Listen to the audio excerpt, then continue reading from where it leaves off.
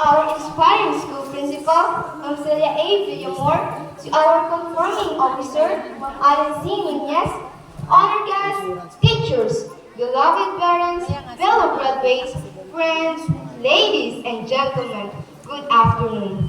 As we gather here today, my heart swells with pride and joy as we bid farewell to the wonderful journey we've shared throughout our elementary school days.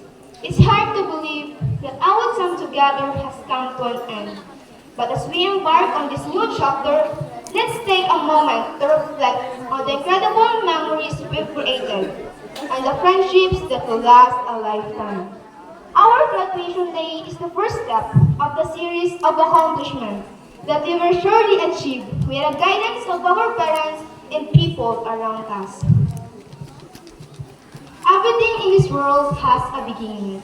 In our case, we have just accomplished the beginning. We have started the right move. Hence, there is no reason why we should fail in our future undertakings. Of course, we will not have been able to reach this stage without the people who helped us, without any reservations, and guided us in our quest for knowledge, expecting nothing in return. To them, we owe a lot of gratitude. No amounts of words can fully express how much we appreciate what they have done for us. We just hope that we will be able to compensate their sacrifices. To our dedicated teachers who not only taught us the lessons in the book, but also trained us with the lessons in real life. You have nurtured our minds, encouraged our curiosity, and inspired us to reach for the stars. Your dedication and passion have shaped us to the individuals we are today, and for that, we are forever grateful. To our parents who are always beside us since our first day in school, we share with you our first days of victory. There will be more years of struggles, and we are confident that we will be triumph because we have a parents like you.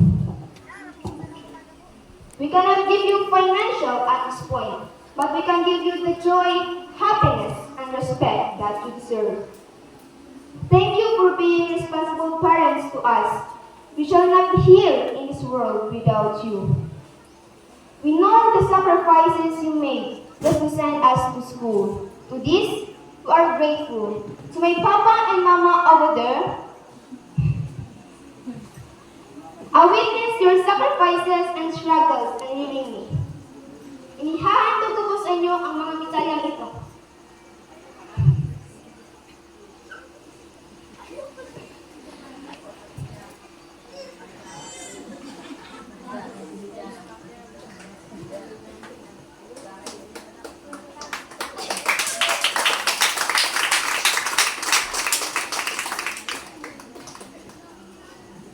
Dahil ito'y para sa inyo.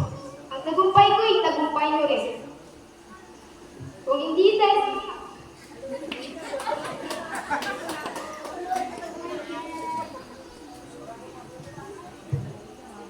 Kung hindi dahil sa mga sakripisyo, pagmamahal at mga sawang pagsusuporta niyo sa akin, hindi ko makakamit lahat ng ito. Maraming salamat po.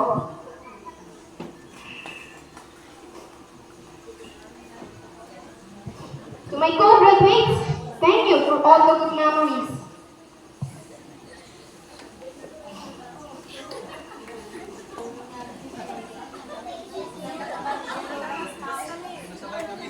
The sweet fights, the enjoyable group activities together, and the laughter and tears we've shared. I will surely miss your company. We may not see each other often, but the threads of friendships that connect us all will guide us to the rest of our life. Lastly, I would like to give my senseless gratitude to our God, who made everything perfect. Thank you for giving me these wonderful people. Thank you for letting us feel this great victory. Thank you for your unconditional love and mercy to us, even if we don't deserve all of this.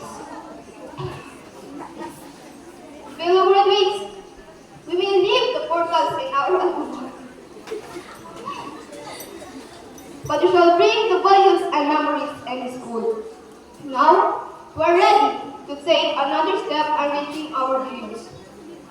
And we should not be afraid. Once again, congratulations, class of 2023 to 2024. Thank you.